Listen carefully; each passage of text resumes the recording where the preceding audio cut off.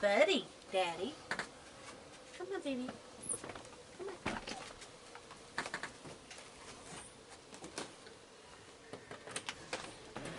So here we are on a Friday night. Jim is a little under the weather.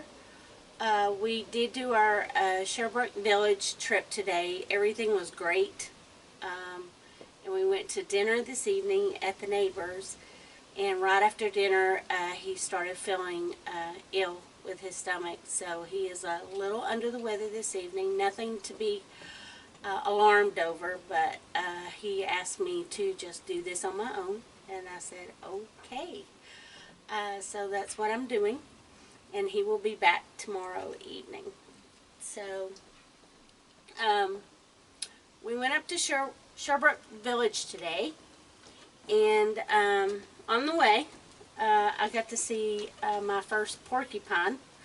Never seen one alive, I guess you could say. It was moving very, very slowly. And Jim told me, he said, "Come here, buddy." And Jim said, well, they move slowly, you know, because of basically their anatomy, because they'll shoot off the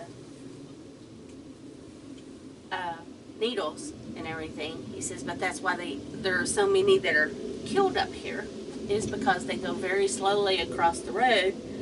And it was traveling very slow, but that was a first for me to see a porcupine. And then he also took me over to a fisheries for Nova Scotia, where they do farm-raised trout. That was also a first for me. I'd never been around anything like that. It was very interesting to see them in different ponds, from about the size of my pinky all the way up to close to, I would say, a good 18, 20 inches long. Rainbow trout and speckled trout. It was very educational, to say the least. And then we went over to Sherbrooke Village, which was fantastic. It is just this little village hidden back in these mountains and hills up here in Nova Scotia. And it sat back in the 1800s, early 1900s. Some of the homes are. People are dressed in the attire. And the homes are like they were at that time. And it was very interesting to see all the antiques, of course. But the one that caught my attention so much was the first telephones that come into play, and the switchboard, and how they actually ran them from each business and to the switchboard, and they're actually still working. And then the post office, they were talking about the post office there. When it started back in the mid-1800s, they only got postal service once a month. It came from Halifax, and it came via boat.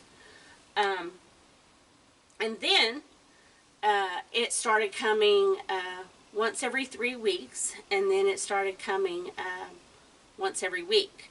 But not everyone in the town got mail. I did not know this. And then, there you go, baby. And then the only people like the doctors and prominent business owners, they got mail. So those are the people that actually got the mail there. But it was a very good visit. My favorite part, of course, was the healthcare one, the doctor's house. He had his doctor's practice in there, and also his home. And since I'm in healthcare, that really interested me, so I was just all up in everything, even the apothecary stuff. So it was very good. And then we went to see his sister, Kathleen, up in Antigonish. Very sweet lady. Oh my gosh, I love her to death. She's sweet as she can be. And then we came back home, and then we went to dinner. So we had a pretty busy day. Wasn't expecting him to get sick at his stomach, but he is getting around a little bit better now. I actually see him with some watermelon in his mouth, so I think he's getting better. I've been pushing fluids in him. So that's pretty much our day. So let's see, has anybody else come? Nope, not right now. We'll see if anybody else comes back. It's only 11:30 here. So they usually come between 11:30 and 12:30 now. But we still have got the bear on the loose. The bear was on the property again last night. Usually when Jim, if you've been watching for a while, he will put dry food out, and he will put marshmallows and cookies and everything. And last night we did that, and this morning everything was in the same place as we left it last night after we got off the video with you guys. So we are anticipating, come here baby, we're anticipating the bear may have something to do with it. And also I was asking him just a moment ago, I said, why is it that we have, you know, maybe 2 or 3 and we're not getting mobbed like I did, I think it was Sunday night when I had so many coming up to me. I had like 12 Sunday night. And he says there's different factors. Some of them, they eat very well in the woods that day, because this is not the only place that they eat.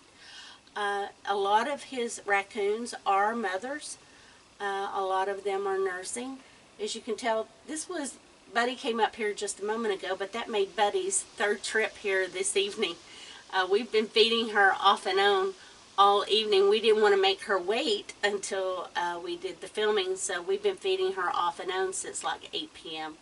But she was here by herself. So, and then she goes back and she checks on her kits and everything. So he was explaining to me why they're sporadic. He says he has other guests like Sam and then Laura and them over, and he tells them to be here at 10:30, and he says he has no raccoons that show up. He says they're very unpredictable. We're on their time, they're not on our time. So I got the answers to that. So let's see if that one comes back. What, are you still down there, baby? There you go. Anyway, that was our day. We did not go to the fireworks because he was not feeling well, which that's fine with me. His health is more important than anything. And we're planning on not doing anything during the day tomorrow. We're just going to go do the parade tomorrow evening if he feels like it. So, and for those of you wondering how late I'm going to stay, I am scheduled to fly out on the 17th. But basically it is in Air Canada's hands right now. From what I've been told, there is a very large fiasco going on in Toronto, and that's where I'm going to be flying through to get back to Atlanta. So I could be leaving on the 17th, or I may be here a little while longer, you never know. So that's it. Wait, if anybody else is out there. Hello? Scooter? And Scooter was here earlier. I saw in the comments last night somebody was asking about Scooter. Scooter came in between Buddy's visits, and I fed him like 3 hot dogs at that time. He went over here and he got behind the gate and everything, but he's gone away. And then Jim told me to put out some dry food for him at 7, and I noticed that every bit of that is gone. So these little guys, they eat a lot. So that is pretty much it. I don't see anybody else. Let's see. I think they're gone. So, let's see here. me get the camera. And let's see, we will talk to Connor. Let's see here. If I can figure this out. Let's see here.